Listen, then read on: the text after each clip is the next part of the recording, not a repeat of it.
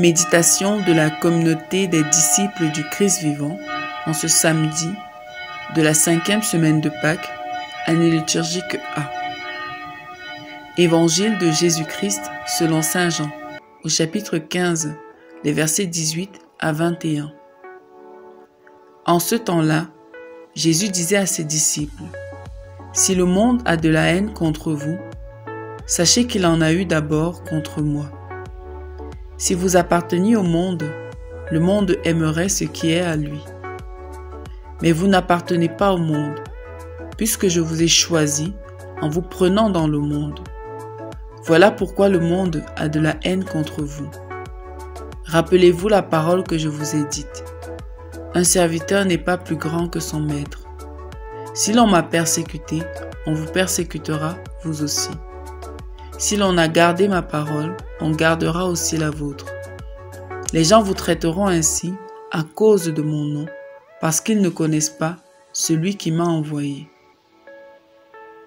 Acclamons la parole de Dieu. Méditation. Bien-aimés de Dieu, rendons grâce au Seigneur pour le privilège qu'il nous accorde d'être comptés parmi ses disciples. C'est une vocation sublime, mais également très exigeante, surtout dans notre monde d'aujourd'hui. Croyez-moi, mes frères et sœurs, il n'est pas facile de vivre sa foi dans le monde présent, qui très souvent nous propose des valeurs anti-évangéliques.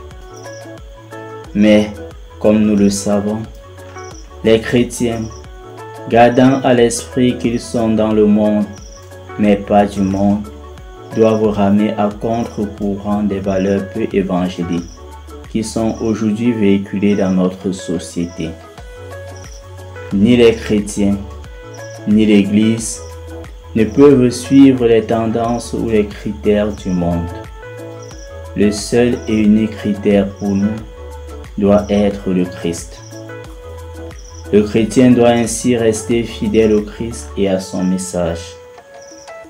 Cette manière de se comporter nous attirera certainement des injures, des moqueries, des calomnies et des persécutions de la part de nos amis, de nos collègues de service, de nos voisins et de nos proches qui ne supporteront pas la sincérité et la clarté de notre conduite.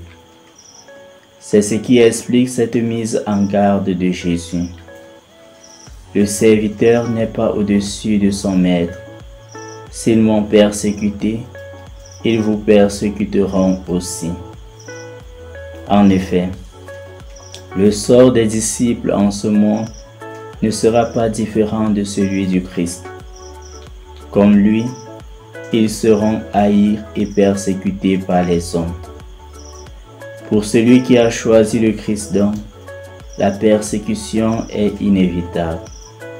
Mais l'espérance de la haine et de la persécution, loin de séparer le croyant de son Sauveur, intensifie sa relation avec le Christ. C'est au plus profond de la persécution que le chrétien retrouve la force de la foi et la présence de son Seigneur. J'en suis convaincu. La foi se développe dans les temps d'épreuve. Nous ne devons pas donc avoir peur des persécutions, mais au contraire, ce que nous devons craindre, c'est de ne pas faire la volonté de Dieu. Nous ne devons jamais nous lasser de lutter pour témoigner de l'Évangile. Jésus a été en effet très clair.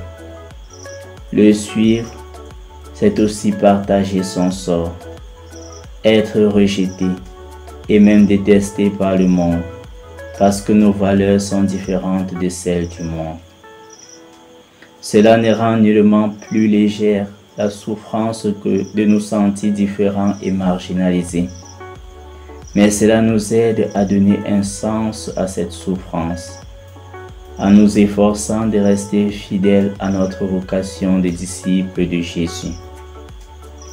Alors, toi qui es aujourd'hui persécuté à cause de la vérité évangélique, sache que Jésus a été lui aussi persécuté et ne te décourage pas.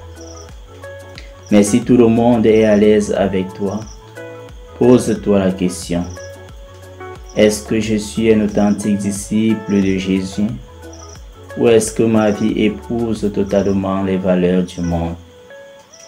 Tu réaliseras alors que ta lumière s'est un peu estompée et que ton ciel est devenu inspiré. Prions. Seigneur Jésus, je te supplie de m'accorder la grâce de surmonter tous les obstacles que je pourrais rencontrer dans ma marche à ta suite.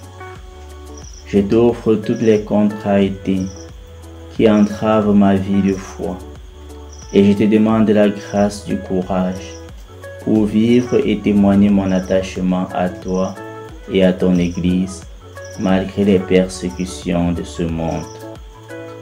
Intercession. Prions pour tous ceux et celles qui sont persécutés à travers le monde à cause de leur attachement au Christ. Que le Seigneur soit leur refuge et leur réconfort. Exercice spirituel.